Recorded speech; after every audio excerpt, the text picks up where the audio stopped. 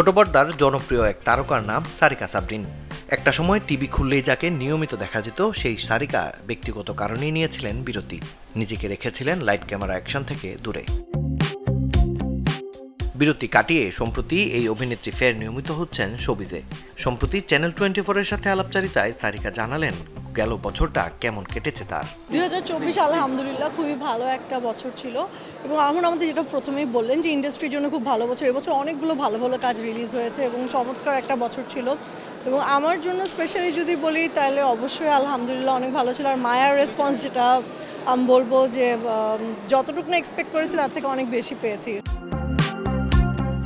দীর্ঘ সময় ধরেই সামাজিক যোগাযোগ মাধ্যমে নেই সারিকার উপস্থিতি, তবে 2025 সালে সেখানে নিয়মিত হতে চান তিনি। সোশ্যাল মিডিয়া না থাকার কারণে আসলে ইউজ না করার কারণে আসলে অনেক কিছু থেকে বঞ্চিত হয়ে অনেক কিছু আপডেটস পাই না, বা আমার ফ্যানরা বা দর্শকরা যারা আছে তারা আমার কাছ থেকে আপডেটস পায় না।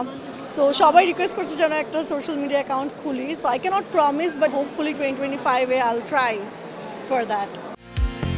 নতুন বছরে বেশ কিছু নতুন কাজে দেখা যাবে সারিকাকে। আলাপচারিতায় এমনটাই জানালেন এই অভিনেত্রী।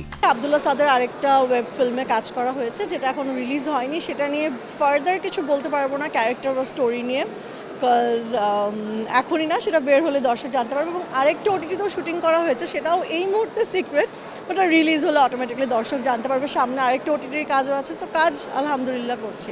এবং নেক্সট ইয়ার আমিও ফিঙ্গার্স ক্রসড রাখছি যে, এবং আশা করছি আমার ঝুড়িতে জন্য খুব ভালো ভালো কাজ আসে এবং আমি দর্শকদের জন্য আরও ভালো ভালো কাজ করতে পারি।